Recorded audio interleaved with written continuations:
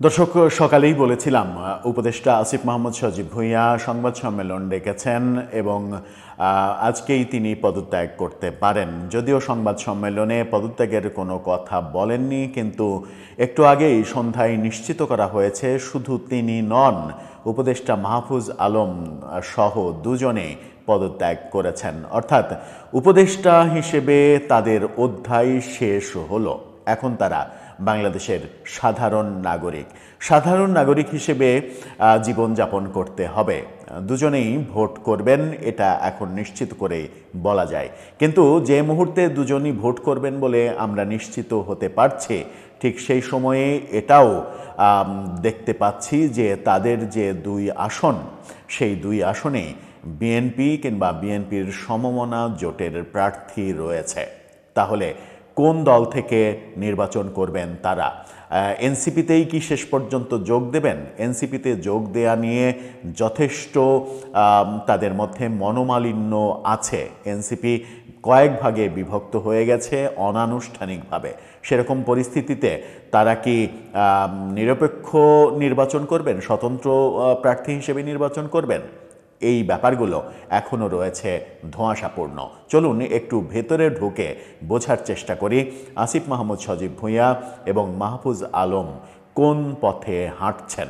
থাকবেন পলিটিক্স টিভির নিয়মিত আয়োজনে।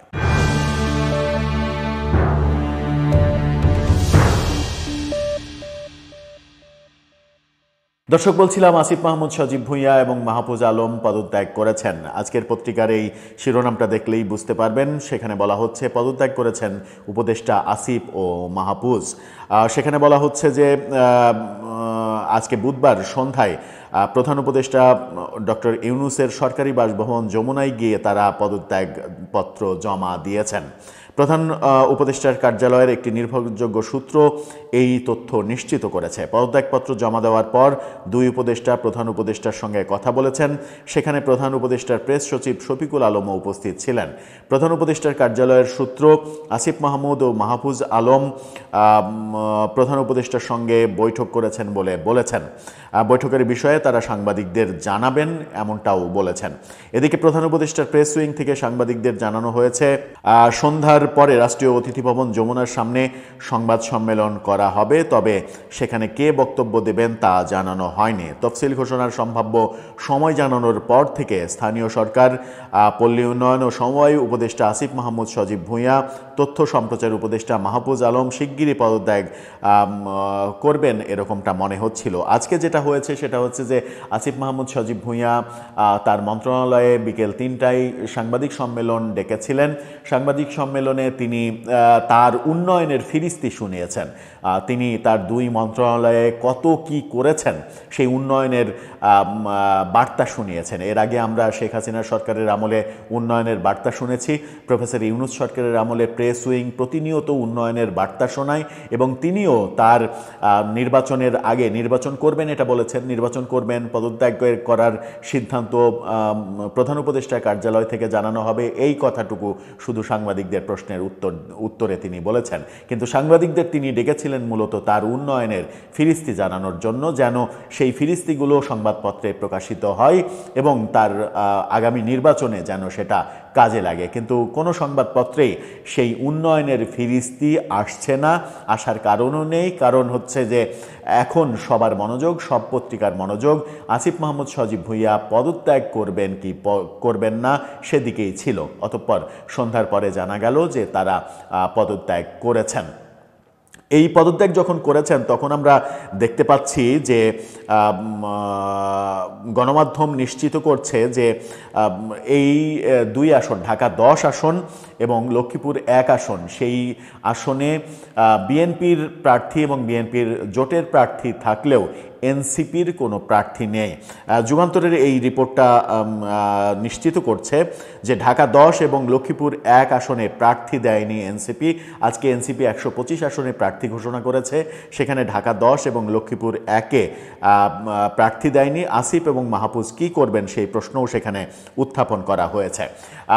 তার মানে শেষ পর্যন্ত তারা এনসিপিতেই যোগ দিচ্ছেন কিনা এটা নিয়ে কিন্তু বিতর্ক রয়েছে। এই বিতর্ক যখন রয়েছে রয়েছে তখন আমরা যেটা দেখতে পাচ্ছি সেটা হচ্ছে যে গতকালকেই আমরা দেখেছিলাম যে এনসিপির সাবেক নেতা রাকিব তিনি দাবি করেছিলেন যে এই দুই উপদেষ্টা পদত্যাগের পরে এই দুইজনের ব্যাপারে যেন দুদকের তদন্ত করা হয়, দুদক যেন দেখে। সেই খবরটা একটু ইনকিলাবের সেই খবরের শিরোনামটা একটু দেখে নিতে পারেন।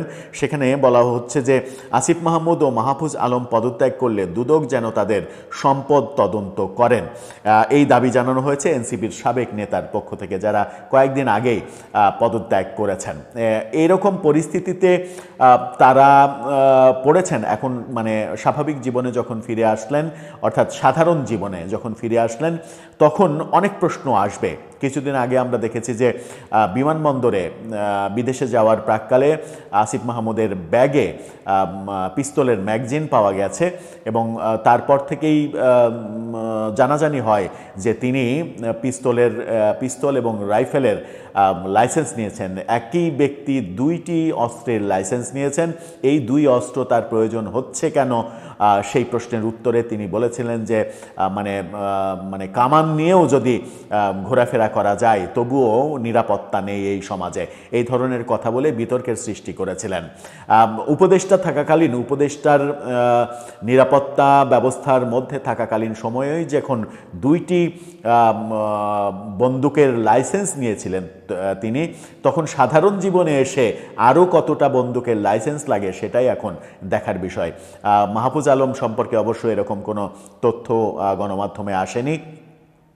এখন দেখার বিষয় যে তারা বিএনপি থেকে মনোনয়নের চেষ্টা করেন কিনা। বিএনপি শেষ পর্যন্ত ঢাকা 10 এবং লক্ষ্মীপুর 1 এই দুই আসনে এই দুইজনকেই মনোনয়ন করে কিনা, তাদের প্রার্থী এবং জোটের প্রার্থী পরিবর্তন করে কিনা সেটা দেখার বিষয়, অথবা তারা এনসিপিতেই সকল মতবিরোধ ভুলে তারা এনসিপিতেই যোগ দেন কিনা সেটাই আমরা দেখব। তফসিল ঘোষণা হচ্ছে আগামীকালকে সন্ধ্যা 6টায় তফসিল ঘোষণা করা হবে। আজকে নির্বাচন কমিশন থেকে এটা নিশ্চিত করা হয়েছে। তফসিল যখন ঘোষণা করা হবে আগামীকালকে, আজকেই তারা পদত্যাগ করলেন। তফসিল ঘোষণার পরে বেশ কিছুদিন সময় পাওয়া যাবে, সেই সময়ের মধ্যে এই সমঝোতাগুলো তারা হয়তো সেরে ফেলবেন। তবে একটা প্রশ্ন আসেই যে এই সমঝোতা না করেই কি তারা পদত্যাগ করলেন? এখানে একটা উত্তর দেয়া বোধহয় সম্ভব। সেটা হচ্ছে যে তারা নির্বাচন করবেন, এটা তারা বলছেন বটে, কিন্তু সেটা এখনই নিশ্চিত করে বলার বোধহয় সময় আসেনি। কারণ তাদেরকে পদত্যাগ করতেই হতো। সরকারে তারা যথেষ্ট বিতর্কিত অবস্থানে চলে গিয়েছিলেন। তারা সরকারে থাকলে আগামী নির্বাচনকে প্রভাবিত করার চেষ্টা করবেন, এই বিতর্ক ছিল। সুতরাং নির্বাচন করুন কিংবা না করুন তাদেরকে পদত্যাগ করতেই হতো। সেই কারণে তারা পদত্যাগ করেছেন। এটাই আপাত দৃষ্টিতে আমার কাছে মনে হচ্ছে। নির্বাচন করাটা তাদের জন্য কঠিন কাজ হবে, কারণ বিএনপি যদি আবারও তাদের প্রার্থী পরিবর্তন করে এবং প্রার্থী পরিবর্তন করে এই উপদেষ্টা দুইজনকে তাদের প্রার্থী হিসেবে ঘোষণা করে, সেই ক্ষেত্রে মানে বিএনপির তৃণমূল তাদেরকে কিভাবে নেবে সেটাই দেখার বিষয়। অবশ্য ধানের শীষ প্রতীক থাকলে বিজয়ী হয়ে আসা অনেক সহজ হবে, কিন্তু তারা যদি স্বতন্ত্র নির্বাচন করতে চান কিংবা এনসিপির শাপলাকলি নিয়ে নির্বাচন করতে চান, তাহলে তাদের এই দুই আসনে বিজয়ী হয়ে আসা অনেক বেশি কষ্টসাধ্য, প্রায় অসম্ভব ব্যাপারে পরিণত হতে পারে। দর্শক, আপনার ভাবনা কি এ ব্যাপারে জানিয়ে লিখতে পারেন আমাদের কমেন্ট বক্সে।